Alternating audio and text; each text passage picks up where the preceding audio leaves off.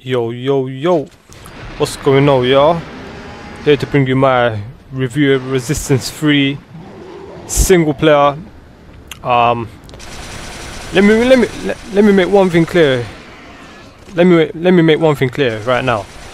The reason I bought Resistance 3 was for the single player. I did not buy Resistance 3 for the multiplayer.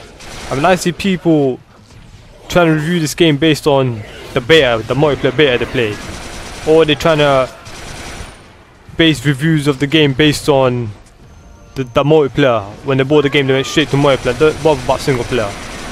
The reason I bought Resistance 3 is because I know that the single player is always beast. Always. Resistance 1 had one of the best campaigns you ever played. Resistance 2, same thing. Resistance 3, I knew I was going to be disappointed, and right off the bat when I got the game, I knew I wasn't disappointed. I was in for a treat. The single player in this game is beast. I mean, I see people making reviews on this game based on the multiplayer, and it saddens me, man, because the single player in this game is probably, I mean, Killzone 3 came out early in the year, PS3 exclusive of course, but Killzone 3 came out early in the year. I thought the single player, I mean, people said the single player wasn't that good. Me personally, I thought the single player was great. And I'll be honest with you, this game right here probably has the best single player experience you're going to see in a first person shooter this whole year. That's a big statement right there, I know it is, but from what I've played of the single player, this is probably going to be the best single player experience first person shooter you're going to play. It's obviously going to be better than Call of Duty single player. I mean, that single player is a piece of shit, to be honest. Battlefield 3 single player, I don't know what to expect. It looks good from the trailers and that, but if it's gonna top Resistance 3, it better be good. Will it top Resistance 3? I highly doubt it. Highly doubt it. What else comes out? Rage single player maybe, but like I said, man, this game single player is probably the best single player you're gonna see this year in the first person shooter. Now, what I like about the campaign is that one thing I really like about the campaign is the health regeneration system. It's not your same old get behind cover and the health regenerates. No, it's not like that. You have to go looking around for medipacks basically. In the bottom left hand side you can see my health bar, and you can see that I'm low on health right now and I'm about to die, but once I get my medipack, there you go, I get the power core and I get a medipack and I'm back to full health. That's what I like. It's not, I mean, normally you can just run behind cover and then everything become good again, but in this game it's not like that. You have to actually look for the medipacks, and I actually think it's better like that.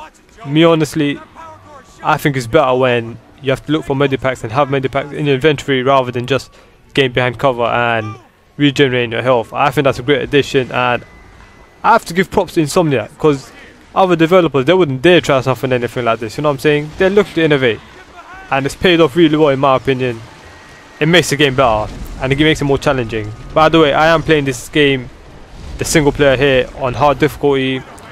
That's with every game that I play. Every game that I play is always hard. I don't play normal.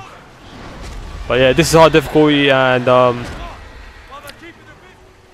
always looking for that challenge, man. I mean, that's just me, you know what I'm saying?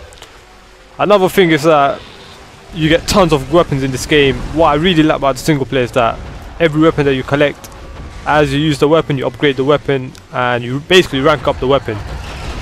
You know what I'm saying? You rank up the weapon as you use it. The more you use it, the more you rank it up, and that's great for single player. I think that's great because it makes you wanna use a weapon and upgrade it to its fullest. You know what I'm saying?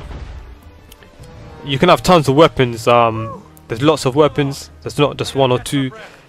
You can have a whole inventory, whole triangle, and then it comes up with an inventory wheel, and you can choose what weapon you want to choose using the left analog stick. But I really like the fact that you can upgrade, you can rank up your weapons. The more you use it, the more you level it up. I think that's a great addition. It adds that kind of leveling up system from multiplayer, but in a different way, you know what I'm saying? And I'm telling you, this single player right here, I love it. The story is great. You're this guy called Joe Capelli. If you don't know who that is, that's the guy that killed Nathan Hill from Resistance 1 and 2. Joe Capelli is the guy that put a bullet in his head at the end of Resistance 2, because he turned into he almost turned into a chimera. Yeah, Nathan Hill turned into a chimera, and Joe Capelli put a bullet in his head at the end of Resistance 2, and this is where it's carried on from. See, Resistance is a great franchise, man, I ain't gonna lie. I know they're not looking to make a Resistance 4 just yet, but Resistance is looking great. I mean, people have been complaining about the graphics and this and that. I ain't gonna lie, the graphics ain't anything groundbreaking or amazing. The graphics are probably, I like to say, typical Resistance graphics. Nothing super special, but it's not bad, is it? The graphics, to be honest, for me, is not bad. They're good. I think they're good for what Resistance is. You know what I'm saying? It's not anything different. But for what Resistance is, it actually suits Resistance, and the graphics are good. They're not amazing, but they're not bad graphics. Say stuff like Homefront. Homefront had terrible graphics. You could mistake that game for a PS2 game, to be honest. You know what I'm saying? But the graphics in this game, they're pretty good. Nothing amazing, but it's good for what Resistance is. Overall, this game's single player is beast. I love it. I'm actually playing it a lot. I'm actually playing it right now. I just decided to put this video up ASAP before I carry on playing even more, because I know if I carry on playing, I ain't gonna put no videos up.